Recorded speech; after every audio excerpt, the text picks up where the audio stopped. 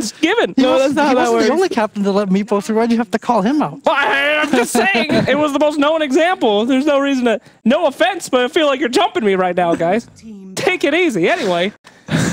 Anyway. I think we might see some Meepo here is what I'm trying to say. I think that it's the same story as Abed. If you don't ban out Meepo, maybe not first phase, sure, but you gotta keep it in the back of your mind. And I think that's one of the strengths that Empire has. You do have to always consider that it might be a Meepo game, and I don't think the Vega Squadron or Na'Vi, they don't have that threat. Whoa, dude, they got a bigger threat, a badder threat. They got the Brood threat, baby. No, I mean she's cool. She fights a lot of micro and. Jack, what's your opinion about Broodmother?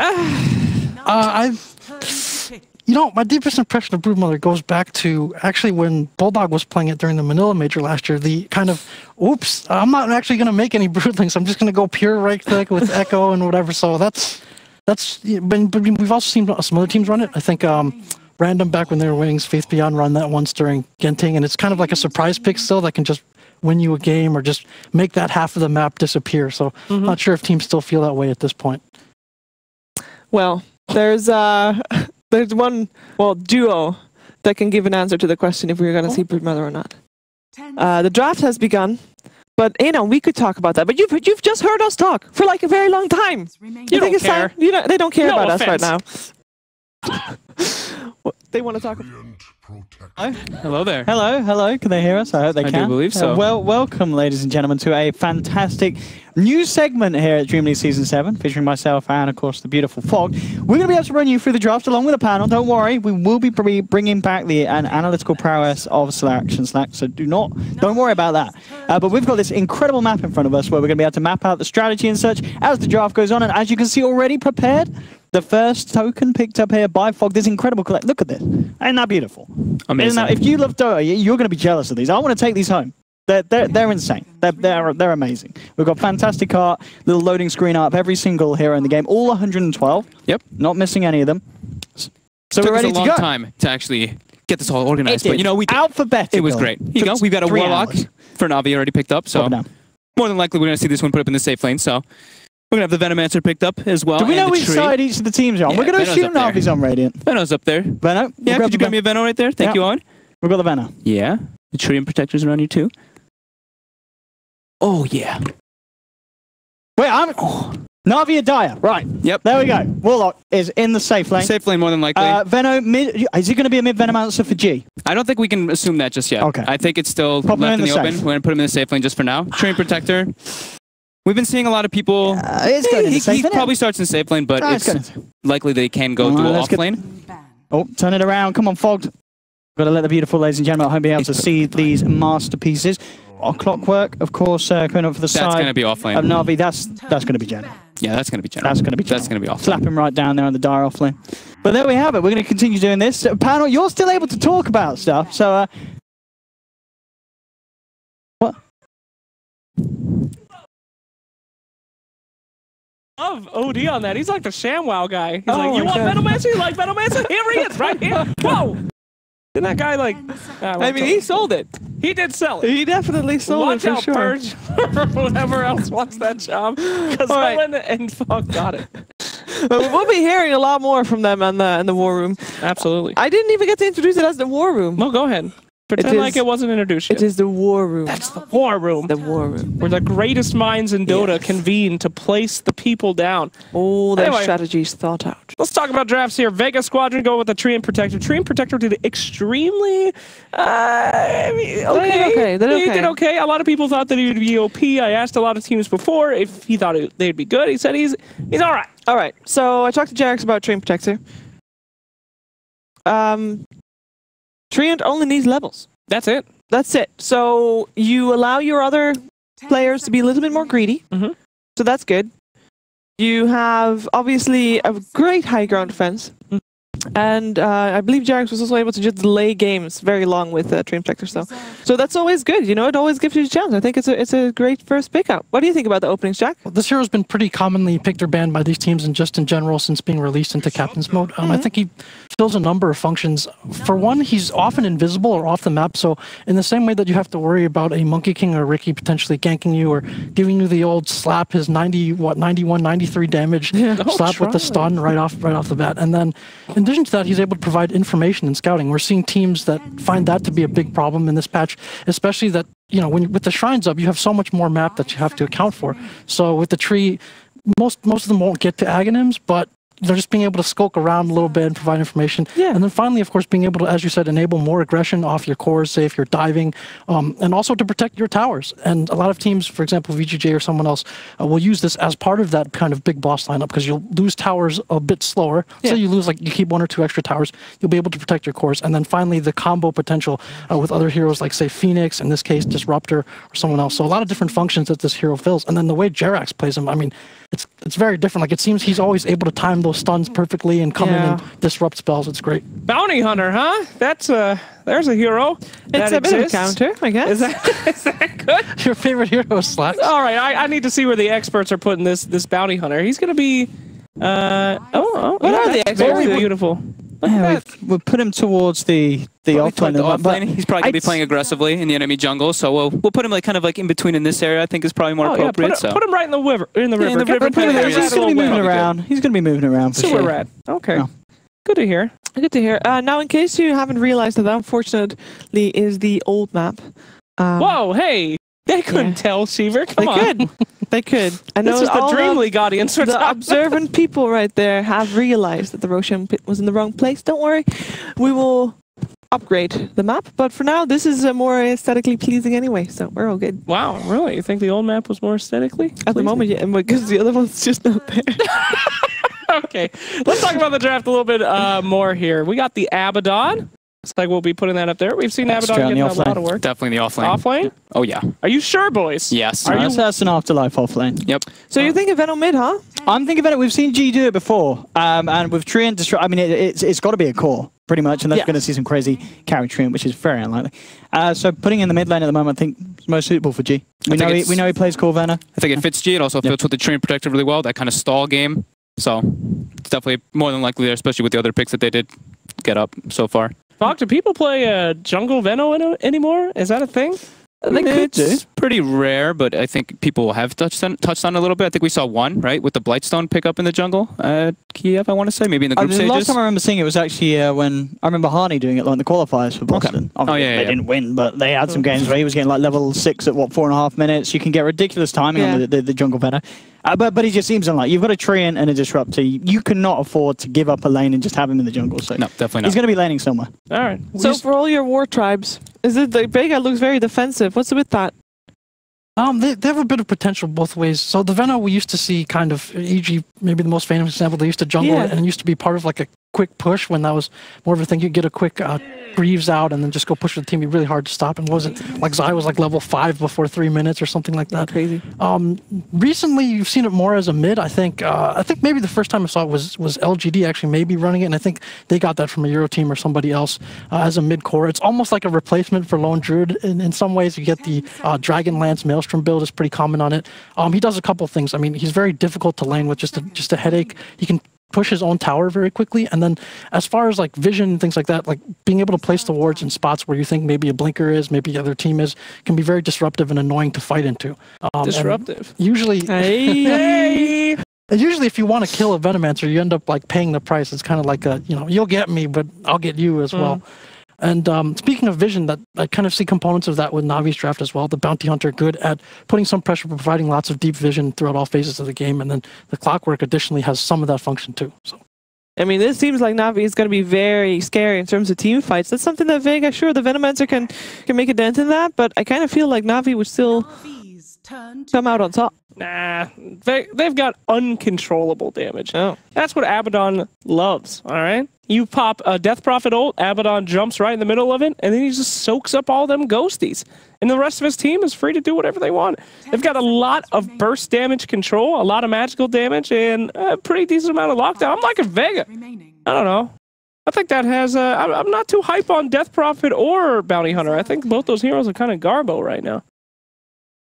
Do you agree? Bounty Hunter can feel underwhelming rather very quickly. So we played a couple pubs together with some Bounty Hunters, and it was quite underwhelming, right? Carry, Bounty Hunter, OD Pixel, right?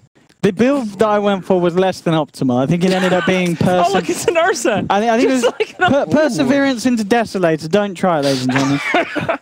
We got the Ursa. I don't think anybody would try that. He's right here. He did. Oh, where's that Ursa? Beautiful. Can you hold him up, please? We're going to slap him straight in the safe lane there, of course. Straight up, Aloha Dance. He's going to love that. He's going to absolutely love that they got Ursa. Wrong side, though. Okay, Aloha Dance is not playing the Ursa. He's not going to love it. It is going to be, of course, Pycat. Pycat Ursa, the big old bear himself. Right. Actually, not really much of a big old bear, really. We saw Bounty do great. Was one game against EG, I think, or when there was the Bounty and Death Prophet, I think and they just kept on killing Sumail's Ember Spirit mid.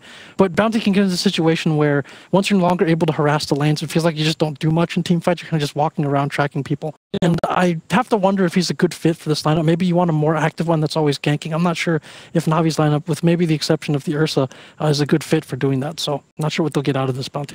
Yeah, Shiver, as you always tell me, where's the stuns, girl? Where is the stuns? We got Clockwork, and we got an ultimate from Warlock, and maybe the Shuriken. Yeah, but if you look at the other side, I mean, they've got the bash maybe from the Treant, but that's about it. Kinetic Field, I don't think counts as a stun. Spectre surely doesn't have a stun either. Stunless gaming here today. Let's get a Spectre out. Yeah. Where are you guys going to put that spooky ghost? No, we're going to... There you go. That's Aloha Dance's hero. Yeah, so something a little different. And we're looking for him. Bear with us. There's 112 heroes to go through. We got him. We got him. We saw it. Look at that. That's pretty quick. Straight down there we go. Old school back up there in the safe Spectre. Global. I mean, I like Global potential with defensive two defensive heroes that can stall the game out. This lad is going to be all over the place. Now, gentlemen, I have enjoyed your analysis. That's the Roman Bounty. And it is time for you to leave the war room and make way to the commentating desk because it is your job to commentate the game after just a very quick break. The break, they're running on right now. Don't worry. And in that break, we can decide who do we think is going to win. Jack, game 1. You say you've seen the draft. What's going to happen? I've got Shark Squad in this one. I think Shark Squad, Vega Squadron. So the Chinese call them just the Shark Team. I think Navi's going to get out to a decent start, but ultimately I think they'll be overwhelmed by the Shark. Gotta agree with you, Sheaves. I mean, they've got a lot of global presence. They got Treant Protector. If he gets an Ags combined with a Spectre, combined with a Veno, shows a lot of trouble. You like Vega? And I don't believe in ghosts, so no Navi for me. I like the Warlock. I think Warlock can make everything okay. So I think Navi is going to take this first game, but we're going to find out as we head over to our commentators for the first game of the day. It is OD Pixel and Fog.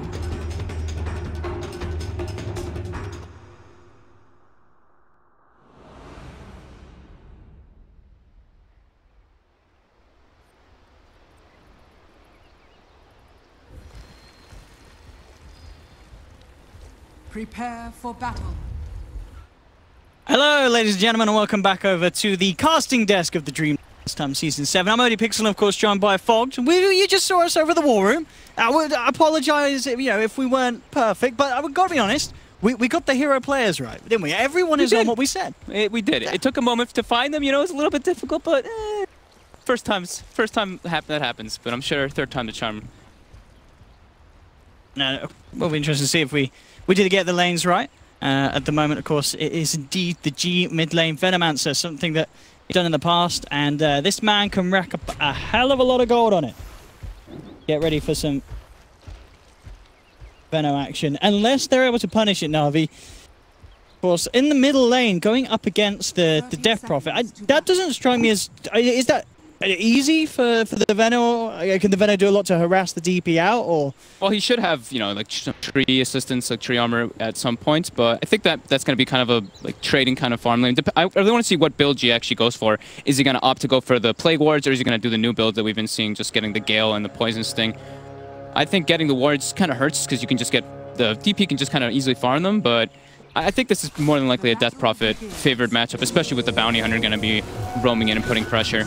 Right away we Already. see General. Look at this, claiming Navi. the bounty rune. Yeah, getting 3 of the runes here. Nice little play from General. Can he get out, though? May cost him his life. The kinetic field's going to be there to trap him down. And as you can see, Spectre and Sherman the Slayer closing in on him. Oh, the And body General, blocks by Silent. Oh, they're going to get him here. That's going to be your first blood. And going, of course, to the Spectre. Is tagged up as the Rio, so unless, of course, it is an alt account, I'm assuming this is a pure stand-in for the Vega Squadron in this game.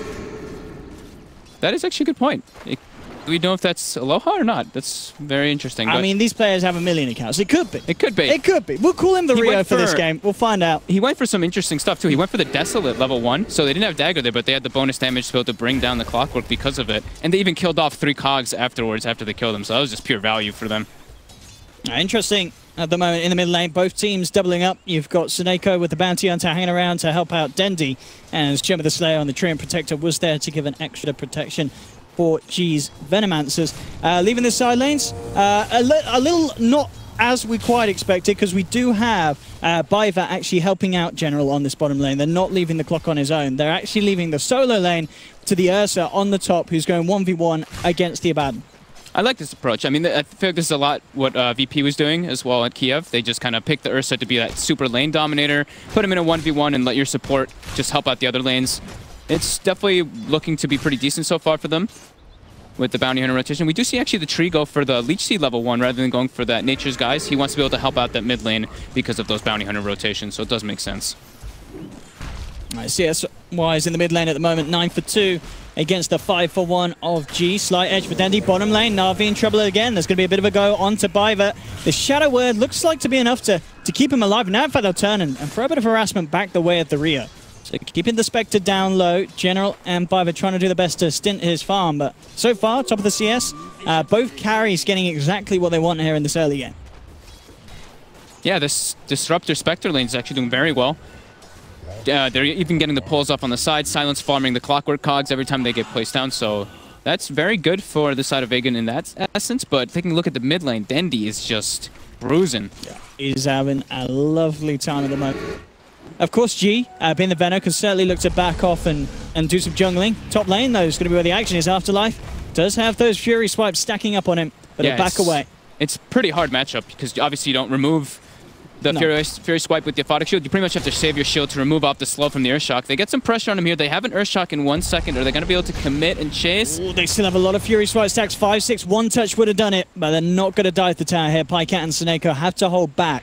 Afterlife able to keep himself safe, but really living on the edge on this off-lane Abaddon.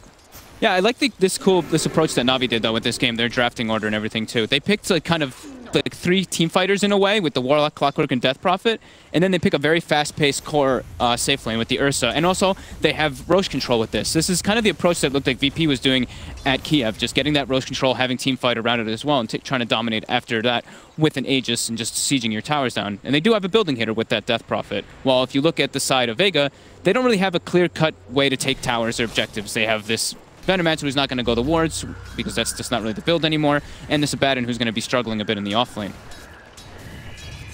Bottom lane, see if Silent can set something up here. Both him and Sherman the Slayer looking towards General there with the first kinetic field, but the cogs are down. Rio can't get in close enough to get involved with the action, and Vega Squadron actually losing their courier. Suneko with the snipe in the mid lane. He was just sitting on the high ground and it does actually get killed. Bottom lane. Now go for the drag back. Biva healing himself up with the Shadow Word. The kinetic field drops down. He may just live it. Looks like Vega don't quite have the damage. Sherman the Slayer is thinking about diving this, but he has to be really careful. He's taking a lot of fire in return. The living armor won't quite keep him alive, and in fact he ends up giving away his life there. General being saved once again by the Warlock. He's ready to chase down for more. Looks for Silent. The kinetic field will hold the Clockwork back. But both teams playing around on very low life here on this bottom lane. Yeah, they've already committed their Shrine as well for Na'Vi on the bottom side, so they don't have that extra factor there. They do have some more levels of Shadow Word to at least heal the Clockwork, but not enough mana. Silent is in a lot of trouble there. Suneko coming in with the Arcane Ring. 1-2, give it a third. That'll be a pickup there for Na'Vi. They will clean up, and pretty big for the bounty, finding kills like that. Gives them a lot of XP in this early game. Top lane, Pycat being dove upon. A couple of stripes stack up, but it's not enough to hold Afterlife and Sherman the Slayer back as the living armor and the shield prove too much. The big old bet. 2-2 at the moment, but overall, CS certainly favoring the way of Na'Vi, and we can see very, very early on leads in both gold and the experience per minute. On our beautiful new feature there at the top right that we're going to have this DreamLeague, so you can constantly keep up with the progression between the sides. Mid lane, Seneko has been caught out here. Dendi will come over and try and provide a little bit of help. But Seneko, surely he can't save himself here. Will be glimpsed back into the range. The Sentry Ward and Vega do clean up the kill. Dendi almost got the deny there. He went for the auto attack up the hill, but just not enough. Very good map awareness there by Silent, recognizing that the bounty was going to go mid. Preemptively puts a Sentry, even gets the ward as well. So it's definitely a good read there. Even though he's leaving his Spectre safe lane, he knew what he needed to do. Same thing with Seoma going toward that off lane and trying to pressure the Ursa. They did get the kill, as you mentioned. But still, yeah. Na'Vi looking pretty decent. Vega getting some kills, but that courier kill is definitely pushing Na'Vi just about 2,000 net worth advantage just right now, which is very important in this early game for them. They can really just snowball because of this Ursa Death Prophet, Roshan potential. General is actually going to find himself an invis here. Definitely a rune that he can make something happen with unless he wishes to protect it for Dendi, and that looks to be the case. Looks like Dendi wants to go grab that one for himself. Does have the level 6. Could start to make movements with the Exorcism. They simply just want to remain mid. Could look to put some pressure onto that tower and try G out the lane. G. Another D ward on the mid lane. So that's 2 wards that they've countered for Vega and mid. And G actually did opt to go for that leveling play ward build. So definitely a difference that what we've been seeing from the few Venomancers that we do see mid. Very this hard. game, you can see like the idea that he wants to do, right? Like protecting the Roshan area and wanting to protect the early towers, and also just set the wards up in mid lane, since he probably feels that he's a bit behind in that lane. Seneko was thinking about making a move onto G, but indeed hard for Na'Vi to do, knowing that there's vision out and in the neighborhood. Top lane, it's going to be where Seneko makes the next movement. Eyes on Afterlife. Level 6 now. Very, very hard to make a go onto Afterlife, even with 2 heroes here. That level 6 bottom lane pressure being applied again onto the rear. Shirama the Slayer's there to back him up. Living armor. To just move into a position to soak up some XP. Again, another lane where it's pretty hard for Vega Squadron to make a play against these two. Just with the Spectre and the Treant. Potentially with the Disruptor as well, they can try and displace one of the members of Na'Vi.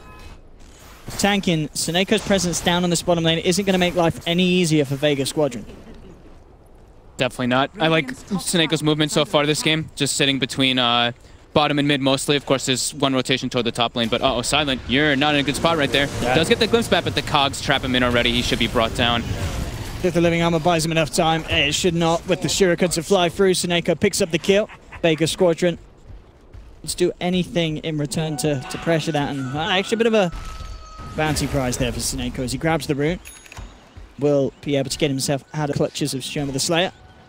Vega's early laning phase, you kind of expect this to happen, especially in the safe lane. If Navi's going to run this type of aggro, they're definitely going to get pressured. Their heroes come online later with that Spectre. The Venomancer, though, is also still struggling, but he's already preemptively setting up. He's like, okay, I have to start putting some wards around that Roche pit. Just every time the Ursa goes off the map, you have to be very wary of that. G, of course, picking up the small items, but now looking towards getting the Midas. Pretty sure, at least in all the times that I've seen him play Veno, is the build that he starts off with. Yeah, I think it's the right approach, especially because they have the Spectre on their lineup, and they have, like we mentioned, like they have the tree, and that's kind of the approach that OG was doing with the tree. Take the game toward the later stages. Don't let them breach your high ground, breach your objectives. And yeah, they're going a Midas on a Baton, Midas on Venomancer, and then they have a Spectre for the super late game, so you can already tell what they want to do. Dendi getting some pressure on him, the Veno ready ulti. To go. That's going to be a lot of damage, ticking Dendi down. Mass TP's coming through, though, and it won't be enough to bring out this Death Prophet. As Dendi will back up. He'll live through the ult. And in fact, maybe they can set something up with this smoke for Seneko. They'll look to Shrine and then immediately make a movement with that smoke, with Exorcism available, knowing that there's no Nova from G, so he can't really do much in terms of a reaction. And Na'Vi could certainly have the potential of finding a kill out of this. They're going to move straight down, heading for the Spectre, who's out of mana. No chance to horn out such. Does have 8-1 charges, but it shouldn't be enough, I don't think, with the ultimate coming straight through, trying to run himself away. But the Shuriken's there from Seneko and Na'Vi. They find one. They may even find more here. Both Silent and Shoma being chased in. They haven't got the vision for Shoma, but he will reveal himself in the neighborhood. A little like carrying detection between these heroes, but it doesn't matter. Na'Vi, they already find themselves the big kill and a bonus pickup, and now we'll look to put some pressure onto the tower here with the Exorcism. A great rotation from Dendi. Yeah, definitely unexpected as well, the way that they did it with that smoke, just because they were low. And then they shrined up and went straight for that gank potential. And we do see mid lane getting gone on by the Spectre Haunt. Viver is going to look to bite the bullet with that one. Tries to make the pay for it with the Shadow Word, but indeed, this awareness from Vega, realizing that Na'Vi's putting a lot of pressure on bottom. Instantly with that Haunt, revealing Viver on his own. Pycat actually going to find G, but oh, G, he's got a haste rune. He's going to love that. He's going to turn around and give Pycat a bit of a bashing. And just taunt and kite out this Ursa. Likely to be able to kill him. He does have the ult and he's right by a shrine. But TP's coming through. Vega will back off, but forced the reaction from Viver. Elsewhere, Silent was able to catch out Seneko with Shoma the Slayer. With General and Dendi in the neighborhood, unable to punish it. General does have the hook shot available. If he sees Shoma, Shoma's dead. But he doesn't have the vision for the tree, does have the vision for Silent. Straight in with the hook shot. Silent is out of mana, and he's also going to be out of luck almost certainly. The living armor, will it be enough to save him? No, it won't. He's out and down. In fact, Shoma has revealed himself here. Has to be careful. But it looks like they should find the trade onto General. The Rio chasing down with that Desolate damage will find General in a couple more picks. He looks for a deny, but won't quite make it to the creep count. Accepted his death, bought his majority pieces of his blade mail there before he's brought down. So Clockwork only level 7. However, he's about to have a blade mail already finished up, which is very good versus the line. It's a lot of farm for this Clock. Yeah, 3.9k in comparison to you look at the safe lane Ursa 4.7. It's not much of a difference. Clock certainly up there. General rolling in the money. Yep. Pycan to Roche. Yeah, I mean, do you think Na'Vi are going to get away with this, or will Vega realize something's okay? They know. But they can realize, stop but it? Yeah, I think Na'Vi's already too set up around it. They've got the Warlock Rock, they've got Clockwork set up in the area as well. I don't think that there's really any way for Vega to contest this. They can try, but it looks like it's going to be pretty tough to actually contest it. So Life is going to head in. We'll see if he can go for any sort of fishing. Oh, he managed to pick up the Aegis Afterlife. Snatches the Aegis straight out of the claws of Na'Vi. And he's trying to walk it off here. He's still got the borrowed time. They'll drop the Golem onto the ulted Abaddon. And now Vega, they're on the retreat. General, hook shots forward, finds Shoma the Slayer. The Battery Assault, meaning there's no chance to cast the Overgrowth. And Na'Vi, they are looking for more. The chase down onto G. They'll get the Earthshock to slow him down. Shields there from Afterlife. Isn't enough to save G, and Na'Vi get the Roshan. They'll get 2 kills. But they did allow the Aegis to be picked up and snatched away by Afterlife. Yeah, Silent looks like he might die as well. And this is Trax now starting to come out for Na'Vi, so lots of money going the way. He's gonna get killed. The last auto attack, the rocket. It's so not enough. And that kinetic field may have just saved him here. General can't quite close the gap. Hookshot, of course, still on cooldown for 30 seconds. Seneco's going for it. Or the snipe. Living armor's about to wear off. It's actually going to go straight in with the shuriken, but in fact with static storm drop, he may have just killed himself for that one, but he says worth it. It's a track kill. We'll take the gold. He bought before dying as well. He does give experience to the Disruptor. Oh no, actually the Disruptor didn't even get the experience, so that's actually pretty important. So that's fine for Seneko to do those kind of plays, especially when they're tracked, but that was definitely a pretty big mistake there, giving the Aegis. I mean, he just walked in and grabbed it, nobody even like kind of interrupt him. I think Pycat, it looked like he kind of like misclicked. He walked like forward past it, so slight mistake there, but they do claim the objective that they did want.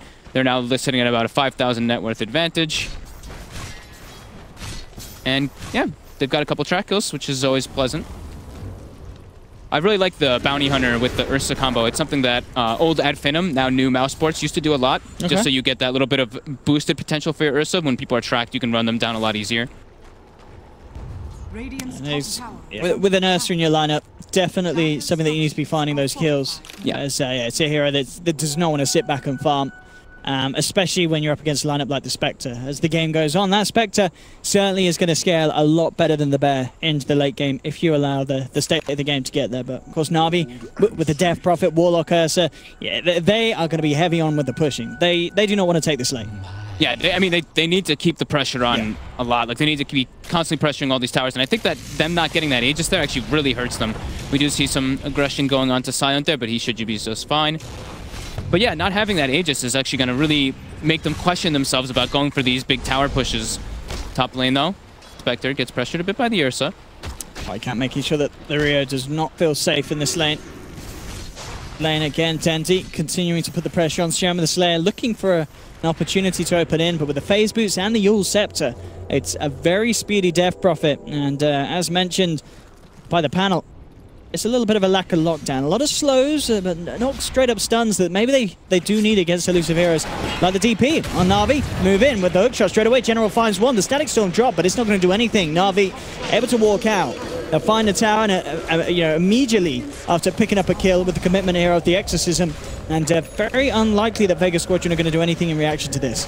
Yeah, this is good moves. They need to just claim as many objectives as possible versus this lineup. Versus Tree as well, you always need to just kill the tower in one go, because he can just heal it up afterwards if you don't take it out right away.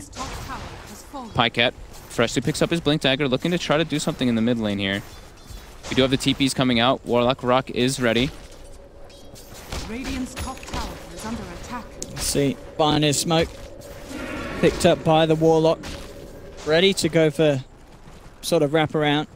Afterlife, progression towards the Radiance, 2.2k on the way to that Relic. So still making very good time here. Off lane Abaddon. RV already moving to the jungle of Vega Squadron. We'll see if they can find an opening. Pycat's just picked up the Blink. A lot of jump burst potential. You know, if he wants to go in and Biver can follow up with the Golem, it should be a guaranteed kill, especially on someone like GG. In a lot of trouble right now. Pycat, look at them for the first jump and actually misses the initial Earth Shock, but they'll commit the Golem for this one. He did get the Poison Nova off in time, so it's going to be a little bit annoying for Biver and Pycat. But they get the kill, and it looks like they will be able to get out. Biver has to be a little careful with the walls up there on the high ground. Hastrian has been spotted out bottom though, so Na'Vi can certainly look to go for something else, especially knowing that the Venom's off the map and Poison Nova is unavailable. Yeah, it's just Na'Vi on the aggression at all times right now. Always being the ones to be the first, do the first move, dictating the pace of the game quite nicely with their push, pseudo-push lineup. Oh, look at Pycat go, season option straight away to jump in onto the Disruptor. That Golem just giving the vision for Na'Vi, letting them know that that Disruptor was not in a place to be safe. Did have an Abaddon near him, but even if a shield comes out, the ferociousness of this bear more than enough to take him down. Top lane, eyes onto the Rio. If they can catch him, Pycat is looking for the wraparound, straight into the trees. The Spectre heads. Does have a horn if he wants to try and play his way out of it. The Earth Shot connects, but still with the free pathing. The Rio will get himself out of there. Pycat stuck for a moment, but that's all right. Oh, and that was actually Dendy's bottle that he gave to Pycat to pick up that haste rune and do that aggressive play there. So nice little teamwork and communication there coming out for them. Let's see what they can find now. Interesting build as well from Pycat. So the Vlad's the Blink and looks to be going back into a Midas himself.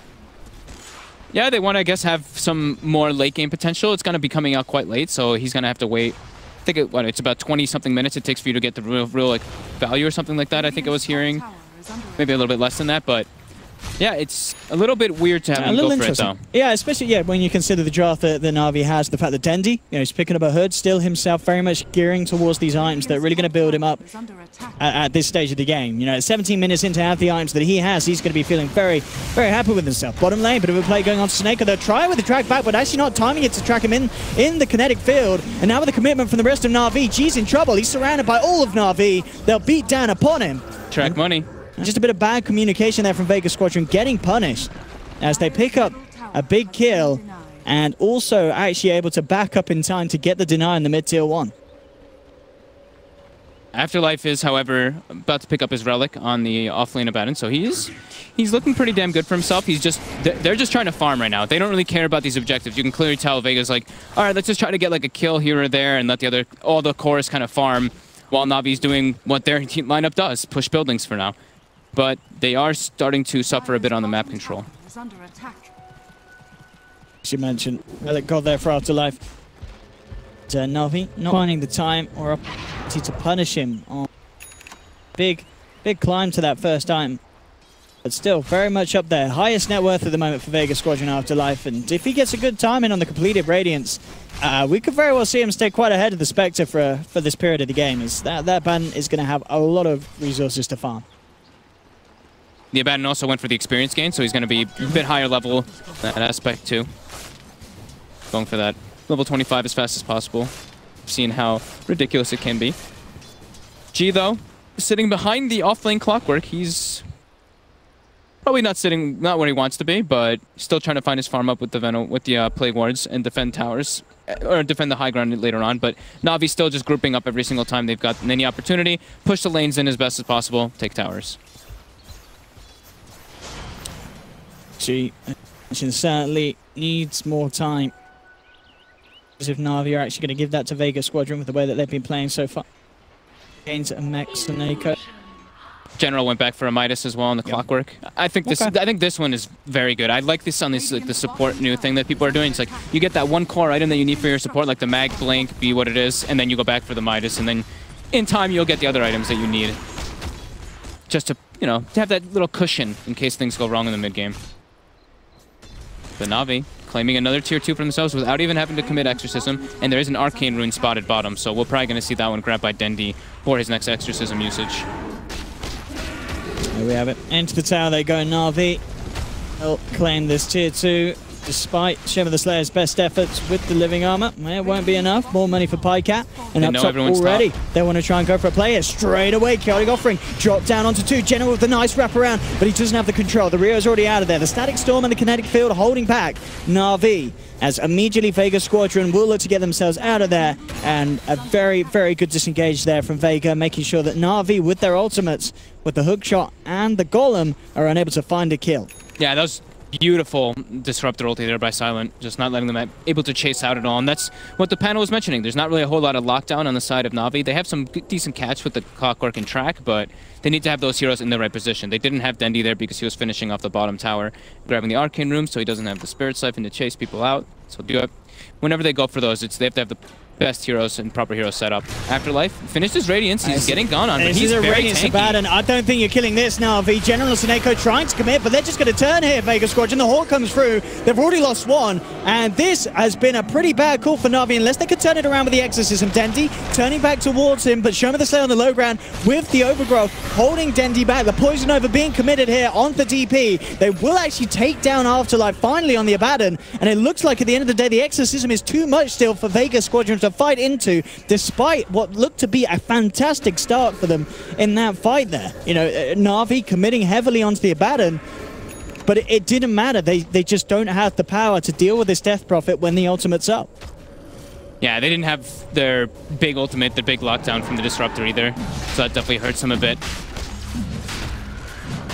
Na'Vi, again, with a positive engagement, straight into the pit. Double damage rune as well, waiting for them outside. And I like this much more from Pycat. We saw him kill the Midas, but changing now, getting the Shadow Blade, much more fits the tempo of this game for an Ursa. And, ooh, gee, has to be careful. Pycat thinking about chasing it down, but he won't commit. Wants to finish off Roche, and then we can certainly expect to see him go for some more aggressive plays. General, Rio, outside of the pit, holding back Vega Squadron, making sure that they can't get in to contest the Roche. He's there with the setup. Silent Afterlife trying to wrap in from the sideline. In fact, Vega, they are stopping Na'Vi from getting away from this one, making it very hard for Pycat to commit on the Ursa. Yeah, finds the Disruptor on the sidelines. And now, no Static Storm, no Kinetic Field, no Disruptor. General with the wraparound, trapping Vega Squadron in. Afterlife looking to turn, does have the borrowed time available again. General playing around on the backlines, actually takes down the Rio on the Spectre. Spectre's out and down. Does pay with his life, General, but absolutely worth it from there to kill the position 1 of Vega Squadron, allow Na'Vi to get back in the pit, and this time, no snatching at the Aegis. Pycat will grab it himself. Yeah, Vega's just still not really all that fight ready. They do have the Radiance on the Abaddon, but the Spectre has just Blade Mail Yasha. He's not really got that like big opportunity. He's got the Blade Mail for the Death Prophet ulti, but Dendi already has Yules. They have lots of heal with the mech coming out from the Bounty Hunter, who's also going to be building toward maybe even a pipe as well. I don't know. Yeah, they could probably go for a pipe too. He has the hood, but yeah, just a lot of different ways for Na'Vi to actually take fights, and Vega just keeps getting the same thing that I was saying before. They keep getting jumped every single time. They're getting gone on. Just the vision game from Seneko, the wards that he's been placing down as well. Just vision advantage is really, really monumental for Na'Vi's plays right now. And I really like the Shadow Blade pickup on the Ursa. He's going to be going for the Silver Edge to counter the Abaddon, so you can actually remove the shield and have him forced to manually click his ultimate. He can't get silenced as well. So if he gets Silver Edge and then Death Prophet gets a silence on him, that's how you bring down the Abaddon every single time. And it works well versus Spectre too, removing that Desolate, removing the Dispersion once he gets the Silver Edge. Definitely a good adjustment there by Pycat. G in mid lane, he's tracked up. Looks like they want to do an aggressive play on him. He is very alone. They could commit the Chaotic Offering for this if they see necessary. He'll force himself back, jump forward from Pycat with the Earthshot. There's the Golems to follow up. And Na'Vi again, pick up 2. No chance for any sort of response to come out from Vega Squadron. Now clean up towards from G. Na'Vi ready to move down the mid lane. Nexus isn't back available again for Dendi if they want to commit for more, as Vega Squadron without their Venom for 30 seconds. This is what Na'Vi needs to do, keep the aggression up with their lineup. I'm not really seeing a lot of, to be honest, like the teamwork coming out from Vega seems to be like really getting discombobulated from what Navi's doing to them. They're just like, we need to split up, but then people are getting caught out in weird positions, like so far in front of the tier 2 there. And they don't really have the greatest vision on the map. They have like one ward which is placed super far aggressively, which they're never even really going to get to that side of the map. Ooh, General with a nice hook shot will cause a bit of an issue here for the Rio, who is out of there. But still, the harassment just slowing down this Spectre's farm. The Rio feel very, very scared around the map. Bottom, Pycat will be dusted up, but a quick blink off just in time. Looks to save his life. Denny also hastes across with the 3-man silence to make sure that there's no chance for a glimpse. Very nice play there to ensure that Pycat doesn't get trapped. Teamwork. We do see now another Blade Mail picked up, so Abaddon even going for one for himself, since there is a lot of that type of damage on the side of Na'Vi. The Exorcism is probably one of the best ones to counter with Blade Mail, but he does have a Yules, and he does have Spirit 7, which is pretty good. Yeah. You do heal a lot from that, and he's going to be getting an Octarine quite soon as well. So his he's damage... very close. I mean, this, yeah, 12. I mean, the farm for both Pycat and Dendi has been pretty phenomenal. 12,500 on both of them. A 10k gold lead at the moment for Na'Vi as a whole. Mid lane, the Rio being spotted out straight in, but the Manta Star's there. He backs off. Na'Vi now looking to reposition themselves. Exorcism still unavailable for a good amount of time. They'll go in here with the 2-man Poison Nova. Zaneko will be the first to fall. Dendi uses himself up, but he cannot save it from the onslaught that Vega bring. Quite funny Biver though. Will get himself out with a clutch Shadow Word TP away. Vega Squadron, they get to the ultimates this time, coming together perfectly. May look to put a bit of pressure in on the mid lane. There's still no Dendi Death Prophet for 35 seconds. It is a good opening here for Vega Squadron to try and abuse if they wish so. That was perfect. Like, they picked up the Manta on the Spectre, and then that's when they're finally grouped up. Like, they have not really been grouped up too well in this game, but that time they're like, okay, Na'Vi just keeps being a bit too hyper-aggressive, and we can just kind of set up for it. And that's exactly what they did this time with the Spectre. Manta finished up. They actually are able to bring the Death Prophet pretty quickly with that massive Desolate damage if he is isolated. Pycat, that Silver Edge, as we saw, they're not doing as much as he'd wish. He really needs to kind of get the strike in after the Manta's been used. Otherwise, it's very hard for him to focus on one hero. Those illusions kind of throwing him off in that last attempt. But here we go again with the instant replay. And as you say, that Death Prophet, for the amount of farm she has, just melts in a matter of seconds because of that Manta's. Yeah, Manta, Haunt, he has four Desolates pretty much hitting the Death Prophet there, which just melts him so quickly. Na'Vi right away, they've got the Octarine finished up. They're looking to take this bottom Rex. They want to put as much pressure as possible. They know the Spectre Haunt was still down. They know the Venomancer ulti's down. They know the Tree ulti's down. This is their time to go. A really good time to head up to the high ground for Na'Vi. This is their peak, 28 minutes in. Time to go. Vega, can they slow it down? G already laying down the wards. Throw out the Gale onto Dendi. Tower's already down to half health. The Aegis now being reclaimed. So Na'Vi, without that second life on the Ursa. Oh, please see just a short pause here. The side of Na'Vi.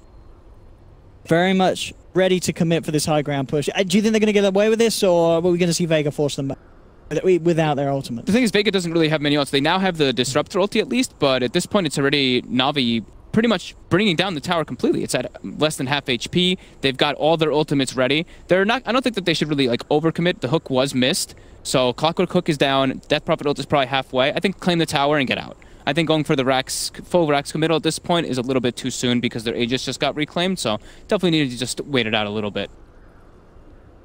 So far, so good in terms of timing for Na'Vi. You think overall this is going pretty much exactly as they would have hoped? Yeah, I think so. I think that Vega maybe could have been a little bit more prepared for some of those movements that were happening. I think that it was definitely possible for them to counter gank. They definitely recognized it too. They were like, okay, we keep just getting ran at, and then they were like, okay, now we sit 4 heroes behind our Venomancer, and boom, now we're able to get a counterplay. So that was a nice little good move by them.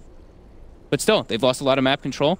They're claiming a couple towers though, so I think that first Aegis still really hurt Na'Vi. Yeah, it's I mean, as I said, just Pycat, I imagine. Actually clicked on the search Afterlife, was able to get block off in terms of right clicking, but yeah, and Afterlife himself, he's having a pretty great game. You know, great timing on the Radiance, the Blade Matter follow through, as we're seeing a lot of these fights. See, he is the issue. You know, Na'Vi, they want to get him out of the fight.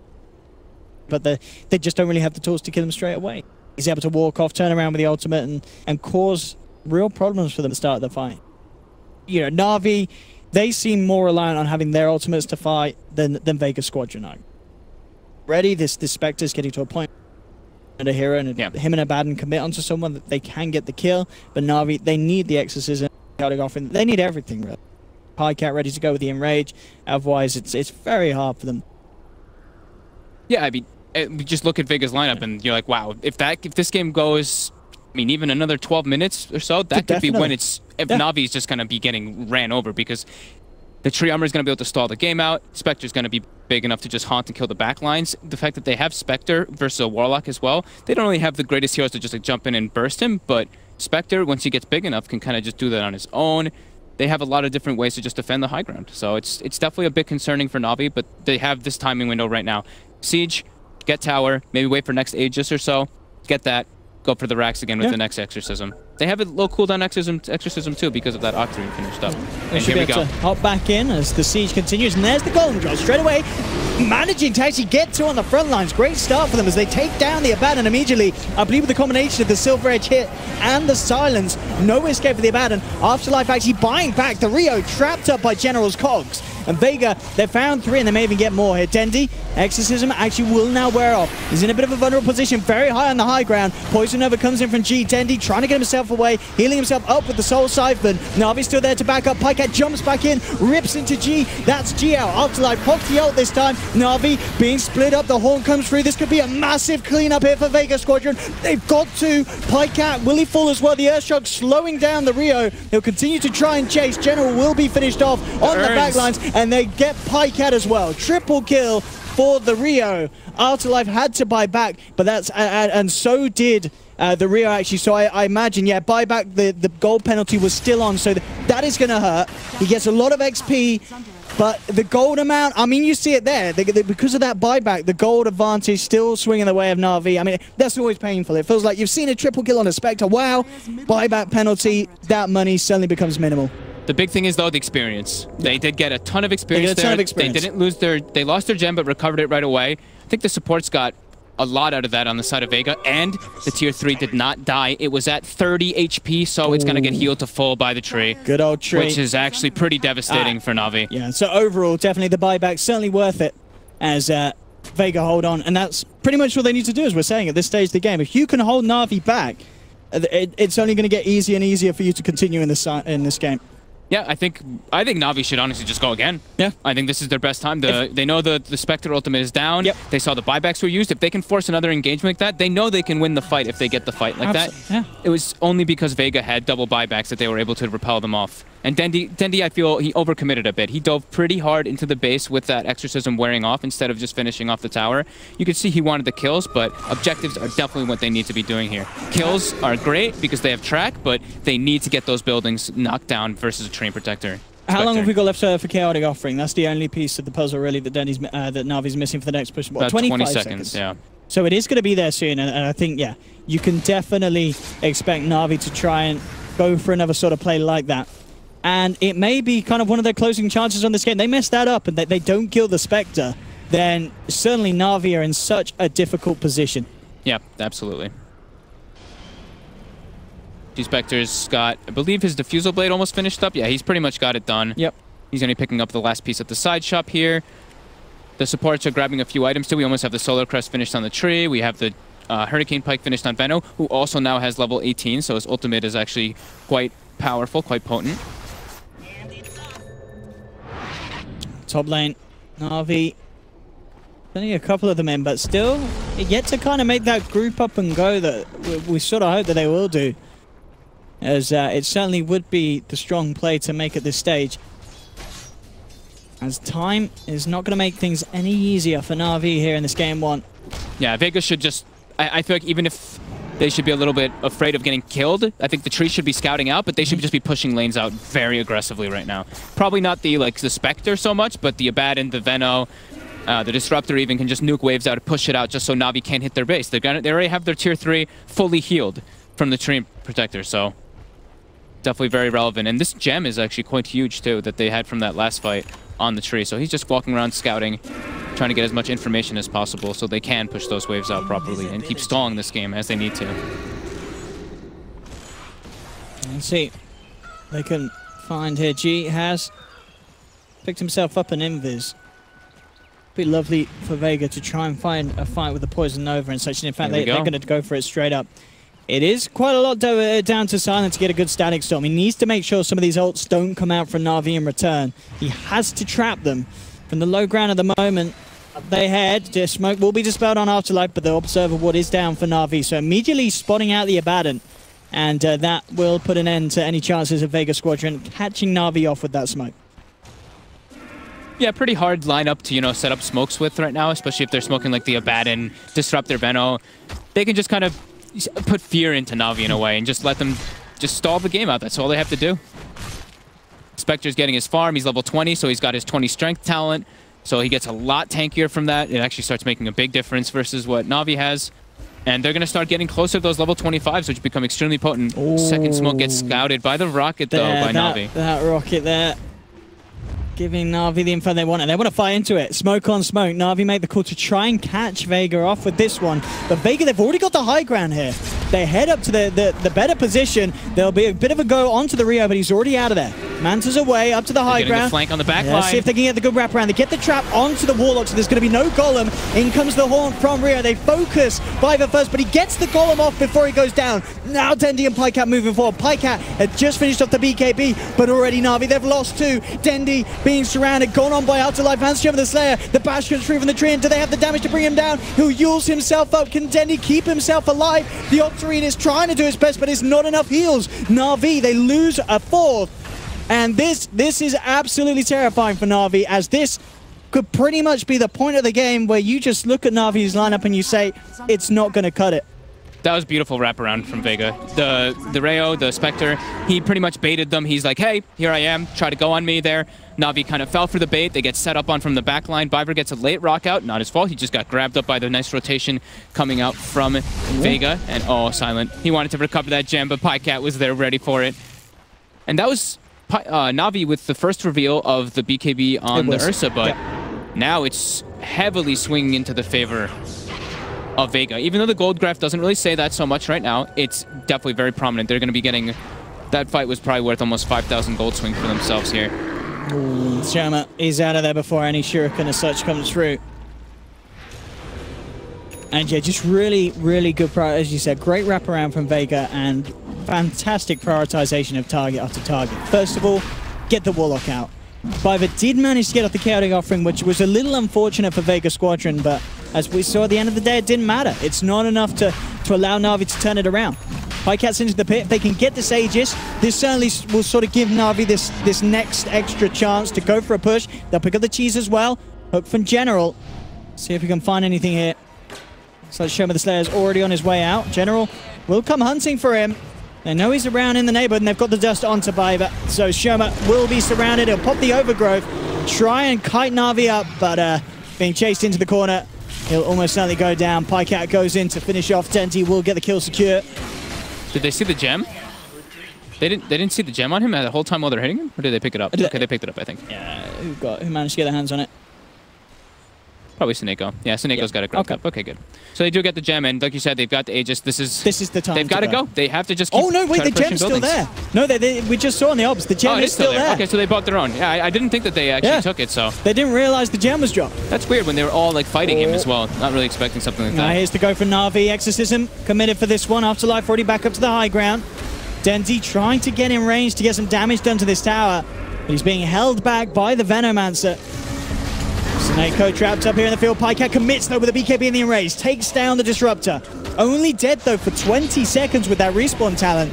He's going to be back for this defense. And now the Exorcism is getting close to the end of its duration. Dendi backs up. The tier 3, again, it was damaged, but it wasn't taken down. So Sioma the Slayer is going to be there with the heal. The tower's going to be fine, and now the killing begins for Vega Squadron. They find Sineko, and in fact, he's tracked himself. The use of the Lotus Orb there, causing the bounty to spell his own death. They've trapped up Pycat here on the Ursa, as now it's Vega just moving on for kill after kill. They left the vision here for Pycat. They didn't initially around the area, so Pycat will still get away. But it's, again, Vega getting 2 kills. The push from Na'Vi unsuccessful, even with the cheese and the Aegis. Tower is under attack. And that time, Seneko lost his gem and the tree recovered it. So the one tree is still hiding out the one gem is hiding out in the trees so there. Vega didn't realize that Na'Vi didn't take it. Nah, that one's. I don't think that one's. That's a pretty hard spot to actually find. It's pretty hidden there. So, but they do recover the gem from Na'Vi now too. And Spectre now has a Scotty. He's getting close to his 25. But, oh, we do see the pings coming out. Oh, we do see the Aloha. Oh, the Spectre. Spectre sees the gem. He's found it. He's like, wait a minute. And he does get it. And Abaddon now, level 25. He's got that plus 300 aphotic shield. This is going to be devastatingly hard for Na'Vi. They still have not broken the tier 3, not able to break the high ground versus the living armor and damage potential that Vega does have. And now Seoma recovers his gem. So thank you. Lotus All pick up from Afterlife. Proving to be very useful in that last fight. Seneko has to be careful on where he's throwing the tracks out to. Eyes onto the rear up top. With that Scotty though, he's so tanky. I mean, do Na'Vi have the damage? Maybe if they can get Pycat in on him, they can start to bring him down. But it isn't going to be a quick kill. And the Rio already, just with his superior speed, he's out of there. With the dagger, very hard for Na'Vi to chase General. Maybe thinking about going for a hook shot. He's looking for the opening, and he will actually get the connection onto G. Looking to push him back with the close. No, he goes forward. He's managed to catch 2, but in fact, oh, they just turn him, and the BKB and the Blade Mail is not going to save General. General ripped to pieces. The Poison Over coming out in time. Pycat will finish off the Venom with the Earth Shock. So it's a 1-for-1 at the moment. 80 seconds without G. Afterlife being chased down, but the Static Storm's there, holding to Na'Vi back. Pycat moves on forward with the BKB, gets the bash onto Afterlife, but the borrowed time is still there for the Abaddon. Afterlife on the retreat. Denny has the Exorcism out and ready to go. They need to do something with this and the Golem, it feels like. But Na'Vi actually backing away, even with the Veno off the map. Still feeling timid at going high ground at this stage of the game. Exorcism running low. A couple of the Vega ultimates were expended, but the Haunt wasn't. The big one was not. So, yeah, Na'Vi just unable to press the advantage with that Exorcism. Venomancer are going to be getting close to that level 25 as well, too, for Vega. So once he gets that respawn talent, when he dies like that, that's kind of like your job at that point. You just run in, you throw your Poison Nova, get a couple other like wards, and your spell's off. But dying is not so bad, because you respawn in like 40 seconds on Veno when you're 25. Pretty good stuff. So I go Shem of the Slayer. Just getting some vision back up here for the side. Gold lead still hovering around that 5k for Na'Vi. But it is slowly swinging back towards Vega. You can see XP difference massively going the way of Vega Squadron. A lot of that down to some of these big team fights where we've seen the Rio pick up a hell of a lot on that Spectre. Yeah, and they have the 30% experience sounds from the Venomancer at 10, and then the 20% from the Abaddon, so those things just start adding up a little bit throughout the game. But yeah, Afterlife is going to be getting pretty monstrous. He's getting close to that Octarine too. And, oh man, Biver just gets killed so quickly. This Spectre just rips them apart. Can Dendi even get away from this? He's slowed down by the Diffusal. The Solar Crest is not going to be enough to chase it to him. They throw down the cheese, but they cannot keep this Death Prophet alive. I'm really struggling to find an out this game for Na'Vi. It really feels 40 minutes in, they may have just passed their time. I think that they have as well. I think it's really going to be up to Vega making a lot of mistakes in order for Na'Vi to really take this one. But even then, I think it's just way too hard for Na'Vi to break it versus this lineup. They're itemizing very well. They've got now the Solar Crest on the tree. They built a double Blade Mail, so Exorcism really hurts Dendi a lot when he does actually use it. It's just pretty hard for Na'Vi to fight into this Vega defensive lineup with the Abaddon being so high leveled and overfarmed. A straight push down the mid now from Vega Squadron. Certainly realizing that they are the team now with the stronger potential. Pycat looking to complete his Abyssal Blade. Still a little bit off. Maybe with that they'll have a chance of bringing down some of these big cores. At least putting a dent into the Spectre. Oh, Spectre now. Okay, so he takes the Spectral Dagger cooldown. We've been seeing pretty much everybody doing that one now. Really? That's the new trend. Okay. We saw, I think, a few times at Kiev, people were grabbing the 400 health, but it's pretty underwhelming. Like, you get 20 strength at 20, and then you get 400 at 20. It's the same exact thing. I mean, yeah, it's worse. It's worse than the 20 strength talent. Because you don't get the regen. Yeah, and being able to have the multiple daggers, you're always able to be phasing, getting the back lines. It's just a much better selection that they can go for. Top lane. Top lane, look to make it go on to Afterlife. They need Pycat, and they do have him. They'll bring him in. Afterlife Looking to get himself out of there with the Lotus Orb and the borrowed time, but Pycat, Snake, and Denny on the chase down. But look at this, Vega Squadron already swooping around. General will try and hold them back with the cog block. Gale did connect. Shema the Slayer and G looking for blood. Na'Vi on the way back. There's the Horn, though, ready to set things up. The Rio going straight in, looking for the wall up, but the turnaround's there. They'll drop the Golem. General hooks in. BKB's been popped. They trapped up Shema the Slayer, but it looks like he just doesn't care. Walks his way out of there. The Spectre now going ham as Pycat being focused down towards the south. Double kill for the Rio, and he's not done yet. Dendi now the next focus. Has the Exorcism out there, but it looks like it's not going to be enough damage to get the kills. Silent and Afterlife turn towards him, bring him down. The gem's been dropped, and now with the glimpse back onto General. Vega Squadron, they're not done yet. They'll pick up the clockwork as well. And again, another incredibly convincing fight at this stage of the game for Vega Squadron. And very little that Na'Vi can do to stop it, even with the commitment of their ultimates. Yeah, Afterlife is playing really well. I mean, his item decisions, as I was touching on before, are just great. Like the Lotus Orb, they can't burst him. Like they just can't Silver Edge burst him because he just removed the silence with the Lotus Orb. They're not able to chase him that well either because he just Lotus Orb removes any of the slows. There's no any hard lockdown on the side of Na'Vi, so it's just really hard for them actually to get on a target and burst them down. And they just have so much survivability at this point that the Exorcism doesn't do as much damage as you really would want it to.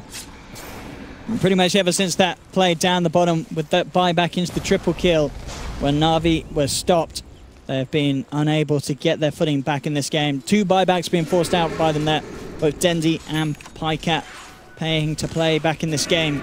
And very much, you know, one more bad fight for Na'Vi could certainly cost them the game. Yeah, this next Roche is probably going to be where the game gets decided. I believe that Vega still has much better fight. They've got Octarine now finished up on the Abaddon too, so he can throw out shields every 4 seconds. It's just way harder for them to try to kill him.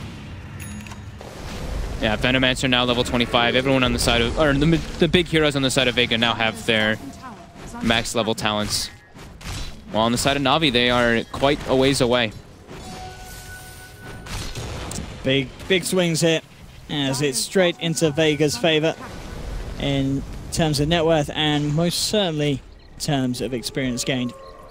Huge leads, and leads that are going to be very hard for Na'Vi to swing back round at this stage of the game. 44 minutes in, Vega Squadron hitting a very strong point for themselves.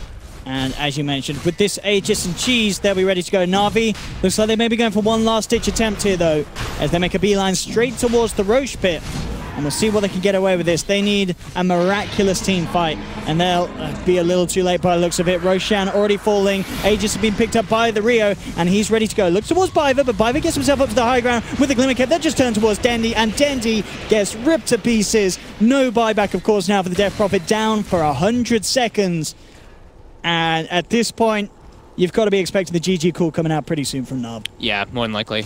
We have the Aegis, Aegis on Spectre. He's got Butterfly finished up. They've got pretty much all the tools that they need now. But even if this game goes later, it just gets better and better for Vega because of the heroes that they have. While Na'Vi's lineup definitely does fall off quite hard. And here we go. They go for the siege now. How well can they hold with just 4 heroes? Straight onto the tower, and indeed absolutely melting with this siege power the Vega Squadron have built themselves up to. And the middle racks will fall. Bottom lane, Pycat looking to put a bit of split pressure on, but nowhere near going to have the same amount of pressure and power that Vega can put in as a team. As they head towards the second set of racks, won't be able to get the Megas. There is still a tier 2 standing for Na'Vi on that bottom lane, and with Pycat forcing that lane all the way back round to Vega's base.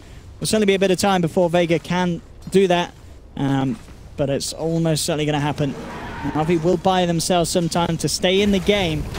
Pycat is going to jump in on this one, finishes off the tier 3. Could get punished though. TPs are coming through. Shema the Slayer looking for the setup. Pycat, is he going to be speedy enough to get out? He will be. With the Silver Edge, gets himself away, so we'll get a tower trade. But yeah, 2 racks down for Na'Vi. Yeah, I don't think Vega really cares too much about that one with the commanding lead that they have now. And now they're all just getting luxury, luxury items. Disruptor with an Aghanims. Yeah. Tree getting, Tree has his 4 stuff. He's going for a Blink. Blink is this one's actually quite good in these games. But the Disruptor Ags is one that's just like, hey, I've got an Ags now. It's not really too nuts, not really too needed, and it's not really gonna change the change it too much, but it is quite good. It's great versus the Ursa. It's just always a good item pickup. Oh, Pycat finds G, but immediately the Static Storm dropped down in response. The Chaotic Offering is there, but it's just not enough. Poison over, G throws it out, and he's still at max health here, surviving through this all. Na'Vi now being forced back. Piver the first to be taken down, and now here comes the Rio. Moving in onto the fight. A good four-man silence from Dendi, but will it buy them time to turn around? Pycat looks back towards the Spectre, bringing the Rio down low, but they've already killed off Dendi. They'll turn towards Pycat, pick up a third and a fourth, as the Lightning procs come through, and Na'Vi getting wiped to the ground. None of these four heroes having buyback available. And at this point, you've just got to imagine that Na'Vi are probably talking over what went wrong and looking to go into game 2. And indeed, there we have it. The GG finally comes out from Na'Vi as Vega Squadron take it with incredible power here in the late game. And at the end of the day, you know, Na'Vi just with a draft that had its strengths. We saw it at the start. Yeah. They had a strong beginning. It just wasn't strong enough. They drafted themselves into a corner. There was like one straight, flat-out way of winning. And if you don't hit that timing, it's pretty much GG. Yeah, I think they executed pretty well. I think Vega also made a good amount of mistakes, but I think Navi's is just much harder to execute. This is a lineup that you pretty much can't make mistakes with. You make one mistake, and this is what's going to happen to you. You get just